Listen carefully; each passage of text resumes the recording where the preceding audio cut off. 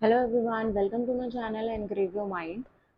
आज हम डिस्कस करने वाले हैं class 9th economics chapter 3 poverty as a challenge की समरी। अगर किसी ने मेरे चैनल को अब तक भी सब्सक्राइब नहीं किया तो मेरे चैनल को सब्सक्राइब कर लें, बेल बटन को प्रेस कर लें। और अगर किसी ने मेरी लास्ट वीडियो चेकआउट नहीं की है, जो मैंने ज्योग्राफी का चैप्टर डाला था, तो मैं उसका लिंक डिस्क्रिप्शन बॉक्स में डाल दूंगी, आप वहाँ से चेकआउट कर लेना। ऑलराइट। और मैंने उसमें इंपॉर्टेंट क्वेश्चंस भी बताए हैं जो आपके एग्ज़ाम में आपको हेल्पफुल रहेंगे।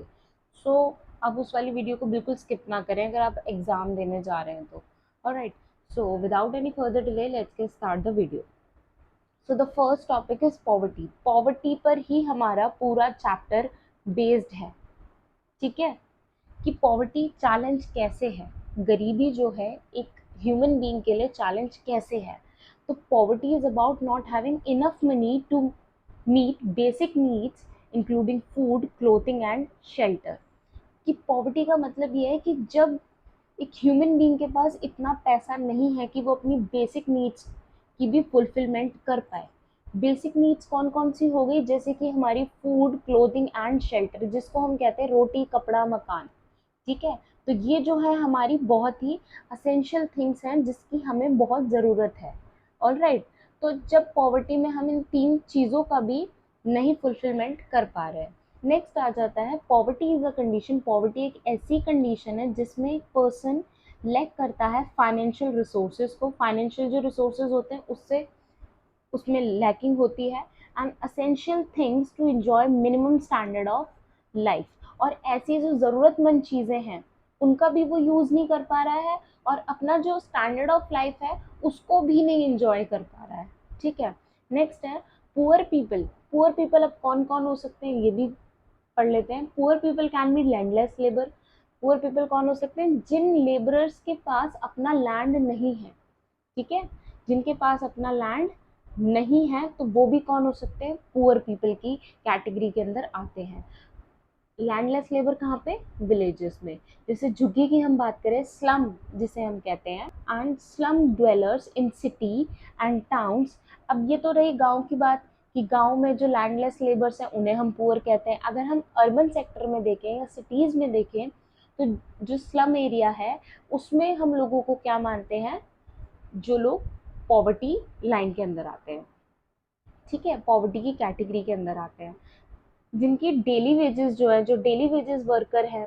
डेली वेजेस वर्कर कौन, कहाँ पे होते हैं, कंस्ट्रक्शन साइट्स पे होते हैं। जैसे कि चाइल्ड लेबर्स हमने सुना होगा, एक कॉन्सेप्ट हमने लास्ट वीडियो में भी ये डिस्कस करा था कि चाइल्ड लेबर का भी कॉन्सेप्ट है। और चाइल्ड लेबर का कॉन्सेप्ट कहाँ आता है, पॉवर्टी उसमें आता है ना, कि जिन फैमिलीज के पास इतना पैसा नहीं है कि वो अपनी असेंशियल थिंग्स का भी फुलफिलमेंट कर पाए, तभी तो वो अपने बच्चों को बाहर काम पे भेजते हैं कि रेदर देन वो पढ़ने भेजे अपने बच्चे को। और जो वर्कर्स लगे हुए हैं ढाबाज में, और ये जो बैगर्स है, तो इन सबको हम किसके अंदर कैटेगराइज कर रहे हैं, पॉवर्टी में। ठीक है। India has a large single concentration of the poor in the world. इसमें माना जाता है इंडिया के अंदर कि जो एवरी फोर्थ पर्सन है वो कौन है, पुअर है, इसमें लिखा हुआ है। Alright. Next, poverty as seen by social scientist. अब सोशल साइंटिस्ट पॉवर्टी को किस तरीके से देखते हैं, यहाँ पे दो ग्रुप्स में हमने इसको कैटेगराइज करा हुआ है। पहला है सोशल एक्सक्लूजन और the second one is vulnerability. Social exclusion में, एक्सक्लूजन वर्ड से ही हमें समझ आ रहा है कि एक्सक्लूड करना, बाहर निकालना उन्हें। ठीक है, जैसे कि कोई ग्रुप है उससे उन्हें बाहर निकालना। ठीक, तो इसमें बोला भी हुआ है, for analysis of poverty social exclusion is very useful. अगर हमें पॉवर्टी को एनालाइज करना है, पॉवर्टी को समझना है, तो जो सोशल एक्सक्लूजन है वो बहुत ज़्यादा एक इम्पॉर्टेंट रोल प्ले करता है इसके अंदर। जो पुअर पीपल हैं being excluded from the well of society and living in poor surrounding along with the people from a similar economic background, that is the other poor people। ये point हमें ये describe करना चाह रहा है कि हम उन गरीब लोगों को निकाल देते हैं, एक्सक्लूड कर देते हैं। कहाँ पे, जो रिच सोसाइटी है हमारी, जिस सोसाइटी को हम रिच मानते हैं उससे हम क्या कर देते हैं, इन्हें एक्सक्लूड कर देते हैं। ऑलराइट। क्या कह रहे हैं कि जो रिच सोसाइटी है या जो प्रॉस्पेरस सोसाइटी है उससे हम क्या कर रहे हैं, इनको एक्सक्लूड कर रहे हैं, बाहर निकाल रहे हैं, और हम इन्हें कह रहे हैं कि अपने जैसे लोगों के साथ आप रहो, ठीक है। Living in poor surrounding along with the people from a similar economic background means जिनका इकोनॉमिक बैकग्राउंड बिल्कुल आपके जैसा हो, जिसका लिविंग ऑफ स्टैंडर्ड बिल्कुल आपके जैसा हो। जो लोग इनडायरेक्टली ये कहना चाह रहे हैं कि जैसे आप पुअर हैं तो आप अपने साथ के लोगों के साथ ही रहें, ठीक है। तो अपने जैसे लोगों के साथ आप यहाँ पर रहें, वो ये कहना चाह रहा है, ठीक। तो यहाँ पे हम क्या कर रहे हैं, उनको एक्सक्लूड कर रहे हैं। नेक्स्ट आ जाता है हमारा vulnerability. Certain groups or communities have a greater probability of either becoming poor or remaining poor in the next few years. It means कुछ ऐसे ग्रुप्स और ऐसी कम्युनिटीज जिनकी ज़्यादा प्रोबेबिलिटी है, मीन्स जिनके ज़्यादा चांसेस है कि वो या तो पुअर ही रहेंगे या आने वाले सालों में, या तो वो अभी पुअर है, ठीक है, या आने वाले सालों में भी वो पुअर ही रहेंगे। तो ये किसके अंदर आ जाता है, हमारा वल्नरेबिलिटी के अंदर आ जाता है। नेक्स्ट फिर है पॉवर्टी लाइन। अब गवर्नमेंट ने, जो हमारी गवर्नमेंट है, उसने एक लाइन सेट की हुई है, ठीक है, कि बोलते हैं ना कि अगर बिलो पॉवर्टी लाइन है, जैसे ऐसी कोई लाइन नहीं सेट की हुई है, मींस कि उसने कुछ स्टैंडर्ड सेट किए हुए हैं जिसमें वो गवर्नमेंट बताती है कि अगर आप इस लाइन से नीचे जा रहे हैं तो आप बिलो पॉवर्टी लाइन में आते हैं, जिसे हम क्या कहते हैं, बीपीएल, ठीक है। बिलो पॉवर्टी लाइन में हमें शायद से जो इकोनॉमिकली वीकर सेक्शन होता है उनका एक कार्ड भी बनता है। अगर आप देखें स्कूल्स में भी, या मोस्टली स्कूल्स में ही ऐसा होता है कि बच्चों के जो बिलो पॉवर्टी लाइन होती है, एक फॉर्म फिल करवाया जाता था जिसमें कहते थे कि आपकी जो एनुअल इनकम है आपके पेरेंट्स की, ठीक है, आपकी तो क्या ही होगी, तो जो एनुअल इनकम है पेरेंट्स की, अगर वो 3 लाख से कम है, 3 लाख से अगर कम है, तो आप जो है बिलो पॉवर्टी लाइन में आते हो। ये अगर आपको ध्यान हो तो ये करवाते हैं स्कूल में, फॉर्म ऐसा फिल करवाते हैं। ऑलराइट, तो इसमें बोला हुआ है एक कॉमन मेथड है जो हम यूज करते हैं मेजर करने के लिए पॉवर्टी को, जो कि किस पे बेस्ड है, इनकम और कंजप्शन लेवल पे, ठीक है। ये कैसे हम पता लगाएंगे कि ये इंसान गरीब है या नहीं है, या बिलो पॉवर्टी लाइन से अबव जा रहा है या बिलो जा रहा है। तो हम कैसे पता लगाएंगे कि पॉवर्टी लाइन से अबव जा रहा है या बिलो जा रहा है, हम पता लगाएंगे कि उस पर्सन की इनकम कितनी है और उसका कंजप्शन कितना है, ठीक है। कंजप्शन मीन्स वो कितना कंज्यूम कर रहा है, ऑलराइट, कि वो कितना कमा रहा है और वो कितना ही उसके कैसे उसके एक्सपेंसेस हैं, वो कितना खर्च कर रहा है, ऑलराइट। नेक्स्ट है the a person is considered poor, उस पर्सन को हम कंसिडर करेंगे पुअर, हम उसी इंसान को गरीब मानेंगे जिसकी जो इनकम है और जो कंजप्शन लेवल है वो दोनों के दोनों below a minimum level necessary to fulfil basic needs, जो कि बेसिक नीड्स को फुलफिल नहीं कर पा रही हैं, जो minimum level means minimal level से भी कम है। जैसे कि अगर ये कोई मिनिमम लेवल आपका सेट किया हुआ है गवर्नमेंट ने, अगर उसकी जो इनकम इससे भी कम है, तो हम क्या समझेंगे कि ये पर्सन किस कैटेगरी के अंदर आ रहा है, बिलो पॉवर्टी लाइन के अंदर आ रहा है। ऑलराइट, नेक्स्ट है डिटर्मिनेशन ऑफ पॉवर्टी लाइन। अब हम डिटरमाइन कैसे करेंगे कि कौन सा पर्सन पॉवर्टी लाइन के अंडर आ रहा है और कौन सा नहीं आ रहा है, मीन्स कि कौन सा पर्सन बिलो पॉवर्टी लाइन के अंदर आ रहा है और कौन सा नहीं आ रहा है, कैसे पता लगाएंगे हम। तो फर्स्ट है फिजिकल क्वांटिटी।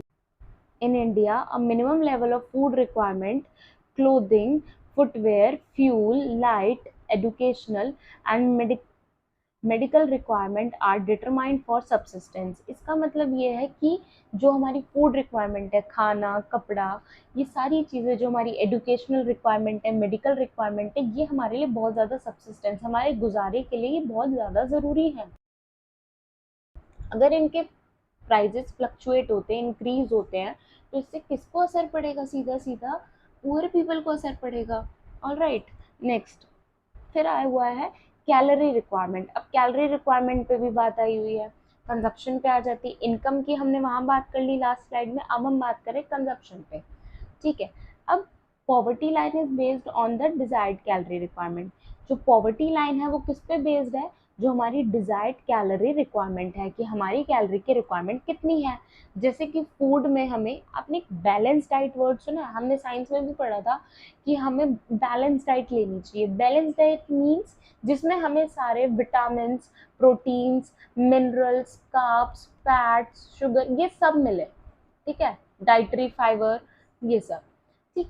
तो उसमें वो क्या कह रहे हैं, जैसे सीरियल्स हो गए हमारे, अनाज, पल्सेस, दाने, दूध, सब्जियां, ये सब हमें क्या प्रोवाइड करती हैं, कैलोरीज प्रोवाइड करती हैं। ऑलराइट, नेक्स्ट आ जाते हैं the accepted average calorie requirement in India. अब यहाँ पे भी ना कैलोरी जो है सेट करी हुई है कि एक पर्सन को कितनी कैलोरीज लेनी चाहिए पर डे, एक दिन में एक पर्सन को कितनी कैलोरीज लेनी चाहिए।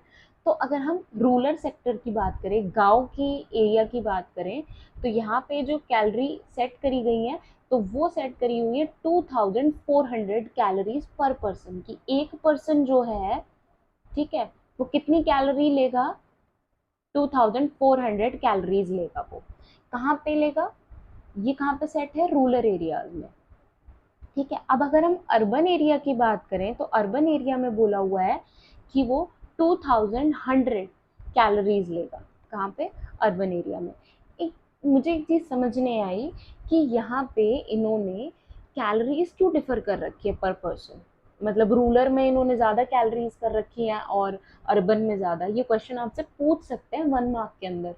तो यहाँ पे मैंने इसका सोल्यूशन भी दिया है, the calorie requirement of the people in rural area is more than that of the people in urban area because, your answer, because they do more physical work as compared to the people in urban areas. It means इन्होंने जो calories है वो rural areas में जो पर person है वो इसलिए इंक्रीज करी हुई है, ये इसलिए बढ़ा के बताई हुई है क्योंकि उनका जो फिजिकल वर्क है वो बहुत ज़्यादा है। वहाँ के लोग जो है फिजिकल वर्क ज़्यादा करते हैं, उनके पास फिजिकल वर्क ज़्यादा है as compared to urban area.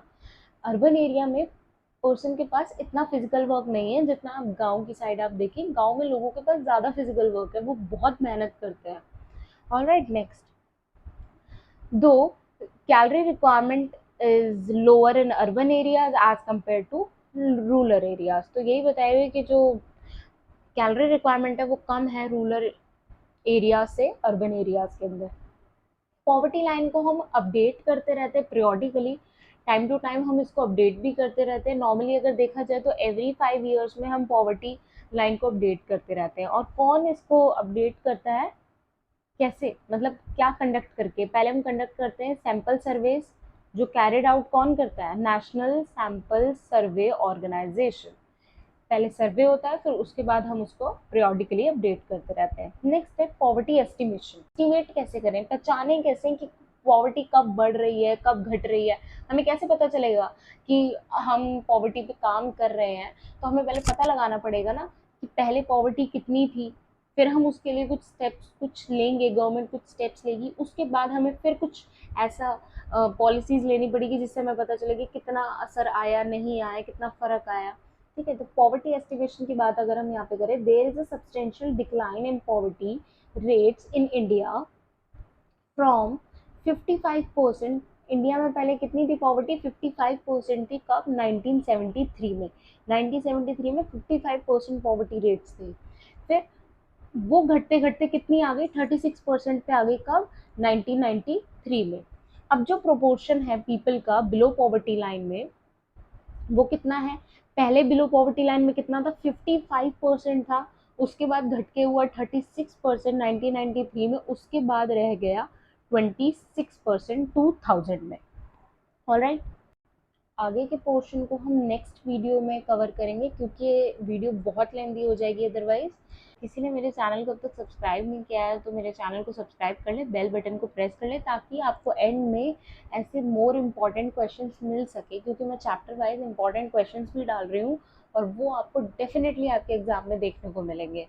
Alright, तो मिलते हैं नेक्स्ट वीडियो में। Till then bye bye, take care.